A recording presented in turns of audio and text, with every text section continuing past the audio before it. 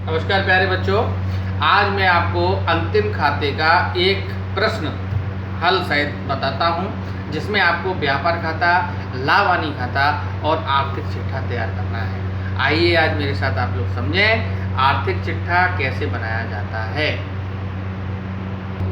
देखिए बच्चों, ये देखिए आपको दिखाई दे रहा है इसमें उदाहरण नंबर 6 आप देखें, निम्नलिखित तलपट की सहायता से व्यापार खाता, लाभानी खाता तथा चिट्ठा बनाइए। इसमें आपको देखिए दिखाई दे रहा होगा क्रय एवं विक्रय। क्रय एवं विक्रय, क्रय दिया है 50,300 और विक्रय देखो दिया है धनराशि में 64,000 रुपये। प्रारंभिक रहतिया है, वेतन एवं मजदूरी है, आवक गाड़ी भाड़ा, कार्यालय व्यय, देनदार एवं लेनदार, पूंजी, रोकड़, बैंक ऋण, मशीन, भवन, अन्य प्रत्यक्ष व्यय, कमीशन प्राप्त, अंतिम रहतिया सबसे नीचे दिया 10,000। ये आपका प्रश्न है। अब इसके द्वारा सबसे पहले देखिए आपको दिखाई दे रहा होगा उदाहरण नंबर 6 पढ़ें, निम्नलिखित तलपट। सबसे पहले व्यापार खाता, फिर लाभानी खाता और फिर चिट्ठा, ये तीनों चीज़ें आपको तैयार करनी है। तो देखिए व्यापार खाता एवं लाभानी खाता देखें। सबसे पहले ऋणी पक्ष देखें आप विवरण में, सबसे पहले व्यापार बनाया जा रहा है, उसमें दिखाई दे रहा होगा आपको प्रारंभिक रहतिया। देखिए प्रारंभिक रहतिया जो है ये आपको दिखाई दे रहा है पेन के माध्यम से आप देखें 10,800 धनराशि हमने डाल दिया। इसके बाद क्रय खाता हमने डाल दिया, आवक गाड़ी भाड़ा, अन्य प्रत्यक्ष व्यय। इसके बाद धनी साइड में आप देखें सबसे पहले इसमें विक्रय खाता आता है, विक्रय 64,000 रुपये, अंतिम रहतिया आपका 10,000 रुपये। दो ही चीज़ें आपकी इसमें सवाल के अनुसार दी गई हैं, धनी साइड में आती हैं विक्रय। अगर विक्रय वापसी होती तो घटाते, लेकिन प्रश्न में विक्रय वापसी नहीं दी गई है, इसलिए आप घटाएंगे नहीं, सीधा सीधा आप विक्रय लिख देंगे 64,000। अब 64 और 10 होते हैं 74,000।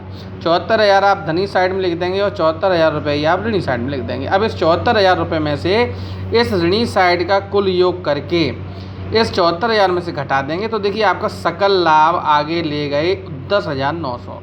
ये आपका व्यापार खाता तैयार हो गया।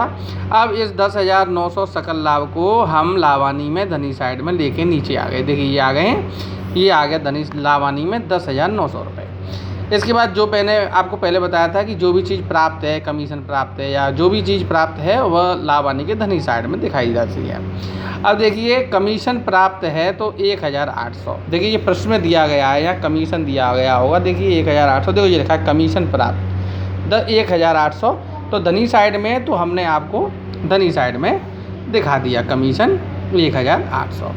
इसके बाद खर्चे, वेतन एवं मजदूरी 2,200 रुपये, कार्यालय व्यय खर्चा है 1,500 रुपये हमने दिखा दिया। इसके बाद वही स्थिति पहले की तरह धनी साइड का योग कर लेंगे 12,700 रुपये, यहाँ लिखा 12,700 ऋणी साइड लिखा। इस 12,700 में से ये वेतन के और कार्यालय की रकम घटा देंगे तो शुद्ध लाभ निकल के आ गया 9,000 रुपये। अब आपका ये व्यापार और लाभानी तैयार हो गया। अब हम बनाएंगे आर्थिक चिट्ठा। देखिए 31 सूले को ये इसमें दो पक्ष होते हैं, ये दायित्व और ये होता है संपत्ति।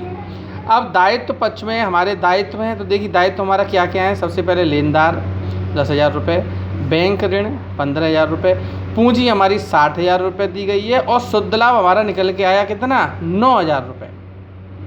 तो ये पूंजी में जोड़कर दिखाया जाता है। पूंजी में जोड़ेंगे तो 69,000 69,000 रुपये आपकी हो गए। इसके बाद संपत्तियां हमारी दी गई थी रोकड़, देनदार, रहतिया, मशीन और भवन। अब इन दोनों का योग हमेशा बराबर आना चाहिए। अगर बराबर नहीं आता है तो हमारा आर्थिक चिट्ठा सही नहीं होता है। तो देखिए धनी साइड का हमने योग किया 94,000 94,000 और ऋणी साइड का टोटल किया 94,000 94,000। दोनों का योग बराबर आ गया 94,000 और 94,000। ये हमारा आर्थिक चिट्ठा तैयार हो गया। देखिए बच्चों मैं आपको एक बार फिर बताऊं, दायित्व में सबसे पहले पूंजी में शुद्ध लाभ जोड़ के दिखाया जाता है और आहरण होता है तो घटा के दिखाया जाता है, लेकिन प्रश्न में आहरण दिया नहीं है, आप देख सकते हैं। देखिए ये देखो मैं आपको बता दूं, देखो देनदार, लेनदार, लेनदार जो है दायित्व में आते हैं, ये है लेनदार। और पूंजी देखो ये दी गई है आपको बच्चों, ये बैंक ऋणी भी दायित्व होते हैं हमारे। और दायित्व में ये आप हम दायित्व साइड ये होती है, इसमें हम दिखा देते हैं। ये हमारी संपत्ति साइड है। संपत्ति साइड में देखिए प्रश्न में आप देखें संपत्ति क्या क्या है, देखो मैं बताऊँ मैं आपको। देखिए देनदार, रोकड़, मशीन, भवन, अंतिम रहतिया, ये हमारी संपत्तियाँ हैं। तो हम संपत्ति साइड इसको बोलते हैं, ये संपत्ति हैं। तो आप जो है इस सवाल को अच्छी तरीके से समझ लें, अपनी नोटबुक पे कर लें और कोई चीज़ अगर आपको समझ में ना आए तो आप मुझसे पूछ सकते हैं। इसको हम आप कहेंगे व्यापार खाता, लावानी खाता, आर्थिक चिट्ठा। नमस्ते बच्चों।